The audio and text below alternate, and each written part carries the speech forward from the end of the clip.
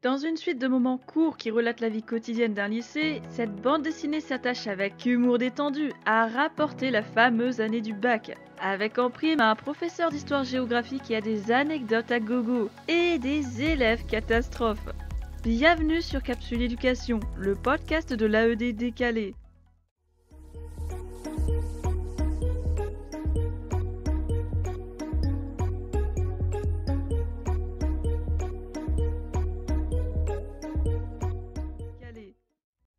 La bande dessinée et la vie générale, un premier tome prometteur.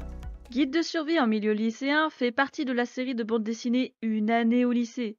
Titre qui te dit déjà que tu seras dans un milieu à haut risque, avec le sourire comme accueil confortable.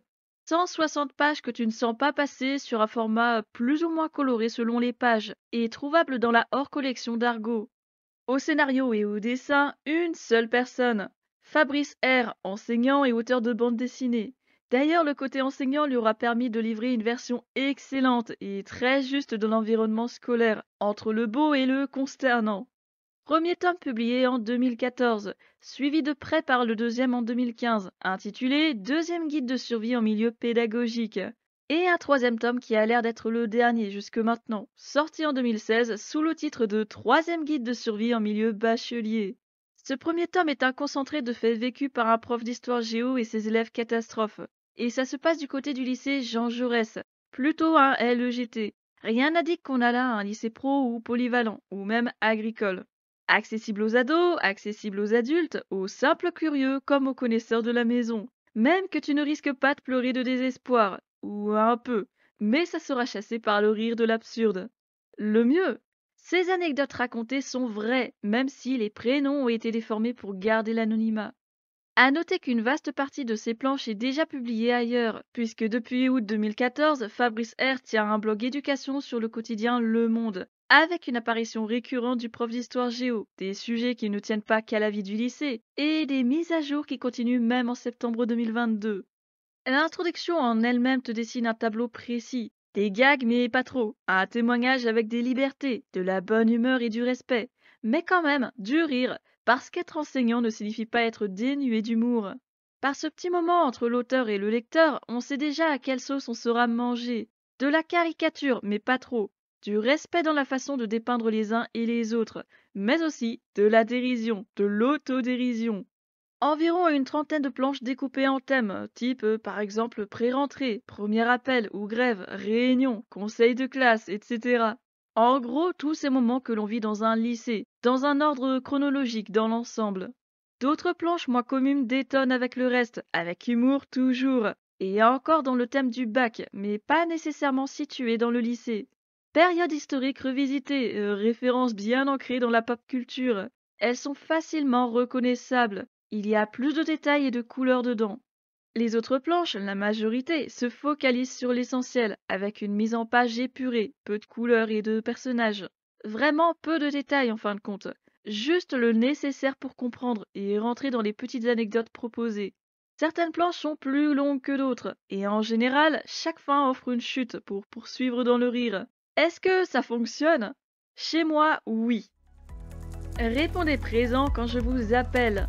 Les profs d'abord. Très très simple. Le prof d'histoire géo sans nom puisqu'il s'agit de l'auteur lui-même, avec des changements physiques pour les besoins de la BD. Ça c'est quelque chose qu'il explique dans l'intro. Râleur et impliqué, bourré d'humour et d'anecdotes. Il s'agit réellement du personnage principal. D'autres profs apparaissent, oui, mais eux aussi sont sans nom, et surtout ils n'apparaissent que pour une ou deux planches. Pareil chez les personnels non enseignants. On y trouve le proviseur dans une ou deux planches, puis l'inspecteur et le recteur dans une planche qui reprend l'univers de Star Wars. Ça s'arrête là. Côté élève, il y a des noms qui ressortent ici et là, mais très peu de visages y sont associés. Par exemple, Kevin Jordan, Germain Clément, Peuchet, Coralie Sonia, Asma Sophie et quelques autres. Niveau famille, elles ne sont présentes que sur une seule planche avec des portraits variés, mais quand même pas vraiment meilleures amies avec le prof d'histoire géo. Dans ce premier tome, une chose est très claire.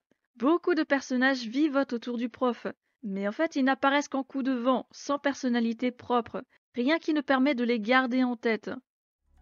Le quotidien d'un prof d'histoire-géographie. Clairement, ici c'est une caricature, mais pas du tout le même genre que le film Les Profs 1, ou même la web-série C'est pas évident. De l'humour, oui, de la justesse, oui. Ceci dit, c'est surtout un témoignage qui reprend des anecdotes réelles, des choses qui sont vraiment arrivées donc, des remarques et des questions posées par les élèves, des situations vécues par celui qui raconte. En vrac, et parce que je ne peux pas citer toutes les planches, une petite sélection des moments qui m'ont le plus interpellé sur le quotidien. L'essentiel. La fameuse question qui hante chaque prof qui enseigne la discipline. On est en histoire ou en géographie? Dans d'autres planches, la question du fond de la classe qui a tendance à se resserrer d'année en année, avec tous les rangs de devant laissés libres. Ou alors les portables qui sonnent en cours, les questions type je note ça où, c'est à rendre ou pas, faut écrire la réponse ou pas, etc.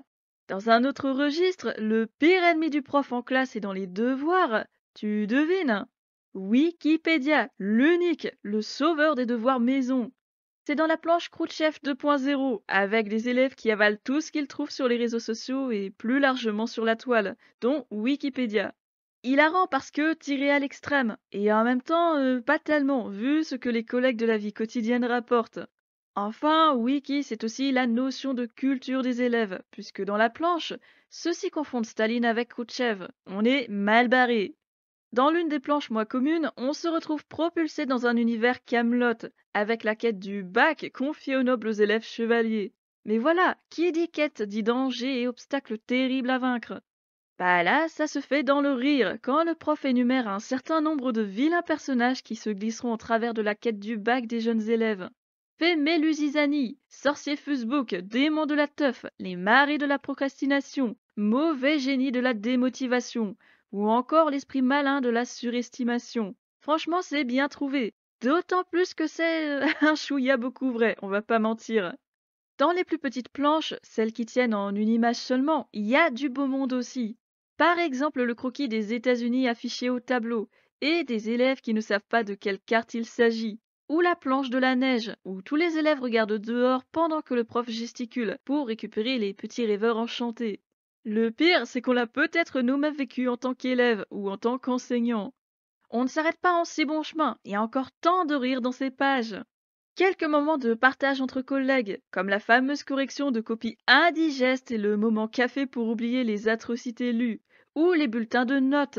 Sacrée épreuve entre ce que le prof pense et ce qu'il doit noter sur un papier officiel. Entre nous, ça rappelle pas mal de témoignages des collègues.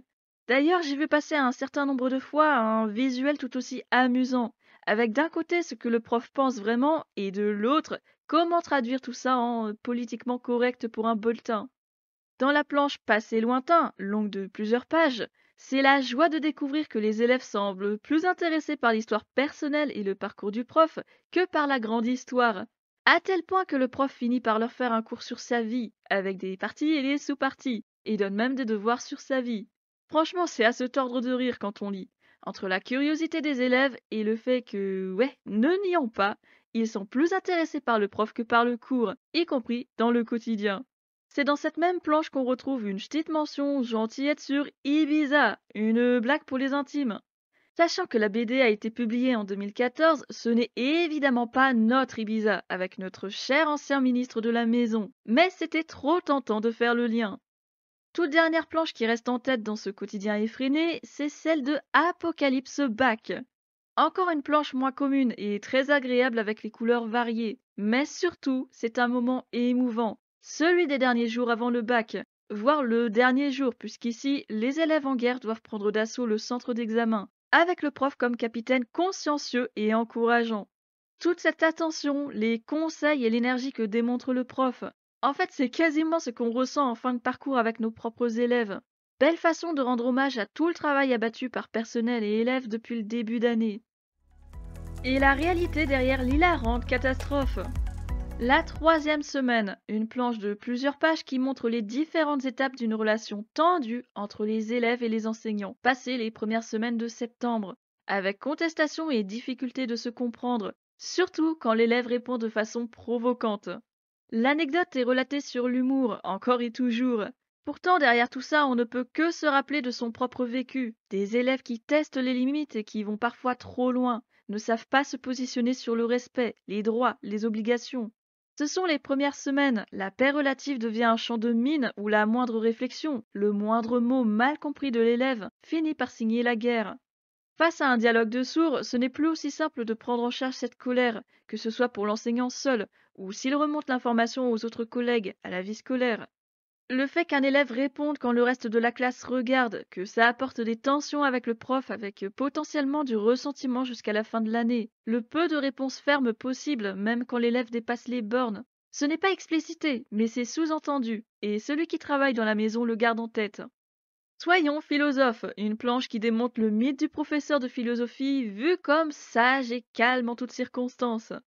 Le voici tout feu tout flamme face à la douloureuse épreuve de correction et les âneries des élèves.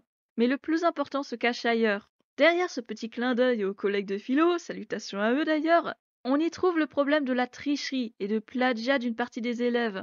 Ceux qui pompent sans gêne sur la toile, sans imaginer ou même sans penser que la supercherie sera démasquée.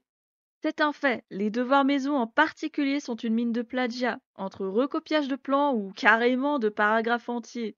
À tel point que cet exercice pourtant important et instructif finit par devenir une sorte de persona non grata.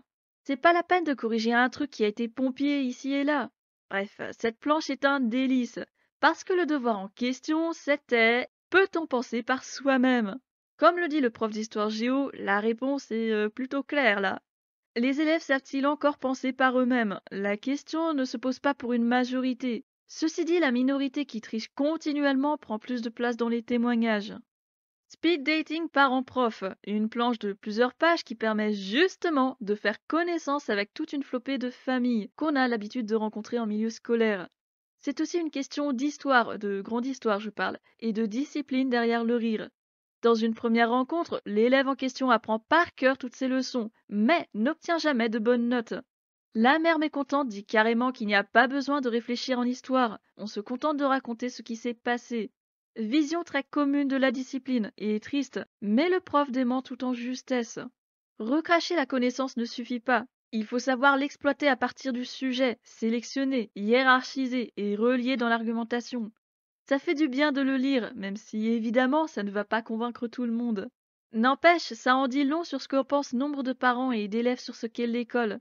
Le lieu où l'on apprend par cœur pour recracher sur une copie, et pas le lieu où l'on apprend à comprendre et à penser. Je vais caricaturer en disant que pour eux, ou pour une partie d'entre eux en tout cas, il s'agirait plus du lieu où l'on nous apprend quoi penser. En réalité, c'est le lieu où l'on apprend comment penser, pour comprendre et décider en toute conscience. Rien de plus et rien de moins, mais là on s'égare un peu. Coming out, une autre planche de plusieurs pages avec la question de ce que doit savoir le prof d'histoire géo. On l'imagine connaissant tout sur tout dans le domaine historique, ayant appris tous les départements sur le bout des doigts, étant capable de réciter toute l'histoire du Big Bang jusqu'à aujourd'hui, prêt à te placer chaque pays et chaque capitale en moins de 10 minutes. Non, misère, non. Même si tous les programmes scolaires de niveau traitent de tous les aspects de l'histoire et de la géographie, chaque enseignant garde son domaine de prédilection, qui vient de sa licence, de son cursus. En master, c'est différent, c'est de la pédagogie. Ensuite, il faut maîtriser le programme de ses classes. Mais à la base, tu ne retrouves pas forcément toute une équipe de profs d'histoire géo qui ont les mêmes parcours et les mêmes options dans leur cursus. C'est en fonction de l'université, de ce qu'elle propose et des affinités.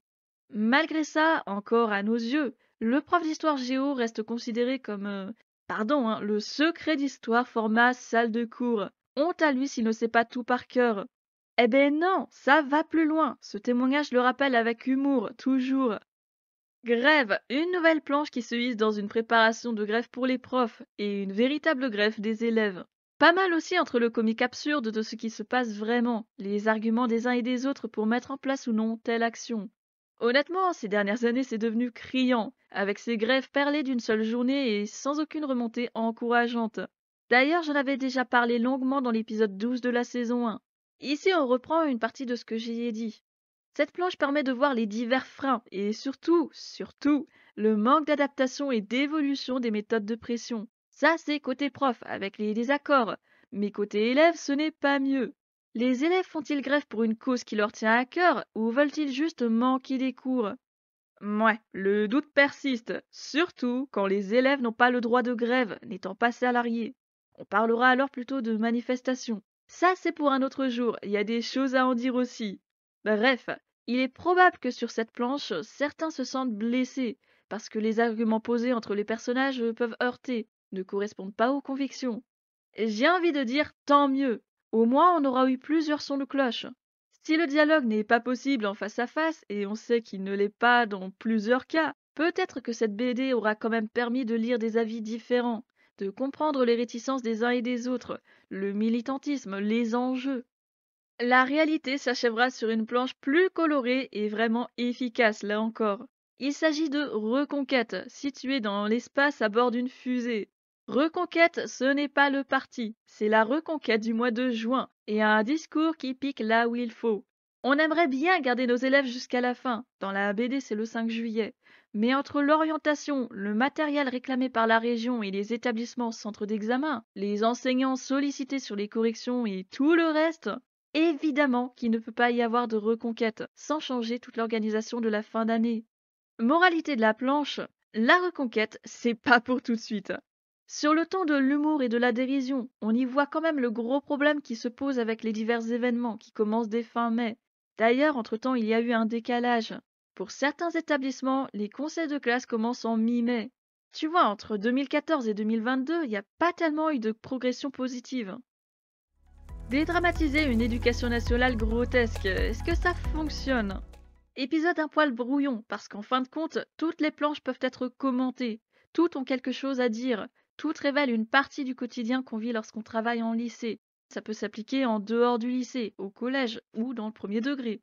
C'est juste qu'au lycée Jean Jaurès, les rires sont plus forts.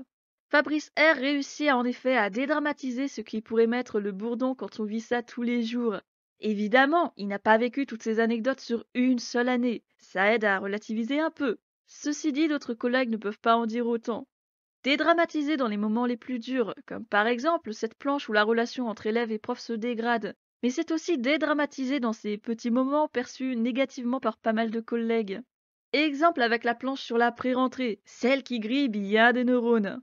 On a le caractère comique et caricatural, on a les expressions sur les visages, et surtout l'immanquable. Les blablas pendant la plénière, les jérémiades ou les inquiétudes, les racontages de vacances, la guerre des emplois du temps, et d'autres petites choses qu'on ne manquera pas d'observer à la pré-rentrée. Pour de vrai, j'entends. C'est très ressemblant, à la fois caricature et témoignage, à la fois consternant et amusant. Une façon de dédramatiser une école qui va très mal, en y mettant le rire au centre, ce qui n'empêche pourtant pas de lire entre les lignes, de comprendre ce qui ne va pas. Sur ce, dimanche prochain, même horaire et même endroit. Je ne sais pas si tu t'en souviens, mais le podcast a officiellement débuté le 15 septembre 2021.